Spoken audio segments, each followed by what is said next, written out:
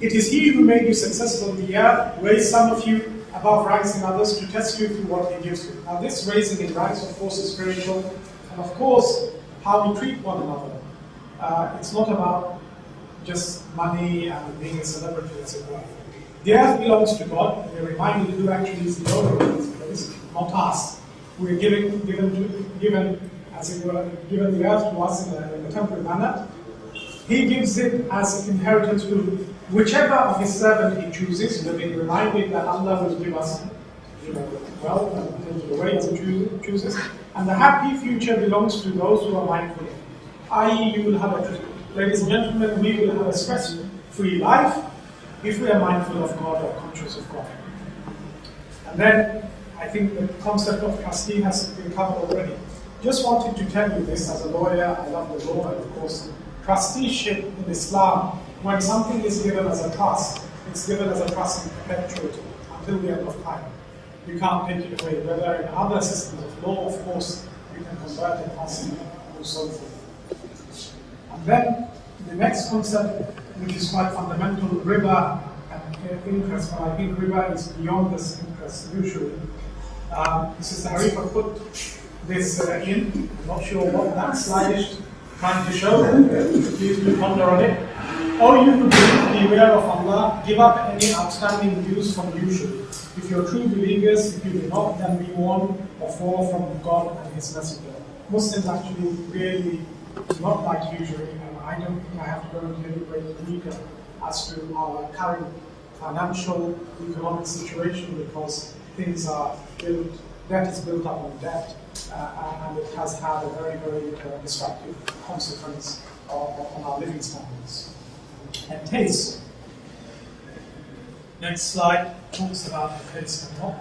I've read it, and I think the verse will make it clear why it's entitled Taste. Corruption has appeared on land and sea as a result of people's action. He will make them taste the consequences of some of their own actions, so they may turn back. Here, I think this is a very easy verse to understand. There is no need or requirement for a lot of explanation, but we are being reminded as human beings, corruption or facade and so forth, the chaos that appears on the earth, is as a result of our actions, ladies and gentlemen. And we will face the consequences of our actions. And we need to turn back from the way we are doing things. I'm not here to stress you, ladies and gentlemen, but all I'm saying is let's try and change our individual behaviors to be more circumspect in terms of how much water we use, and let's take out wasting out of our lives. And then Sister Harifa, the problems. Very nicely, Sister Harifa has put down 1 million species. Millions species face extinction in 41 years. Maybe including humans, Sister Harifa asks. Maybe we will become extinct, and maybe a new variety of Martians will come to live on Earth.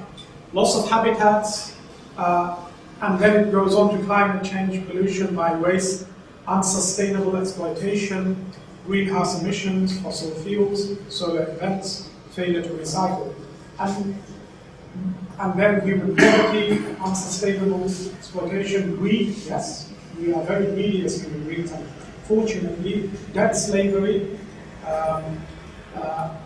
Britons, ladies and gentlemen, have the highest amount of credit card debt in the entire Western world. I don't think it's very easy to live with debt. It must be very stressful for those who have huge amounts of debt. All of these areas, I would be grateful if we could think about how collectively or individually we can affect some of these areas. Then the next slide, and it's coming to an end, very practically, Sister Harifa has put 11 points that we can do. Pray to God, because sometimes we forget to pray and make supplication. Those of us who believe in God, carry out His commands. Believe that only Allah can restore the balance in spite of us and our efforts. We need to educate ourselves and others. We need to reduce excess consumption and recycle waste, share surpluses, support environmentally friendly companies, even if they happen to be a little bit more expensive. Boycott destructive companies and technologies, educate companies, invent and promote new environmentally friendly technologies. And this is a growth area where any one of you can get involved in green technology. Not only will it be good for the environment, but it will be good for your pocket as well. Lobby governments, and we all are involved in doing that, support environmental pressure groups, like IFES and others, and start developing projects groups through that process. I want to end on the next slide. This is Tarifa, if you have the next one, where IFES, which is an organization which has been actually Professor Fazlul Khaled and Sister Tarifa are part of that. They are pioneers. We, Muslim, have come 20 years later, but they are our teachers and pioneers in terms of the work that they've started on this. And I would very much ask people to note the website and go and visit it and take part in the work and so forth they do. I think I have kept my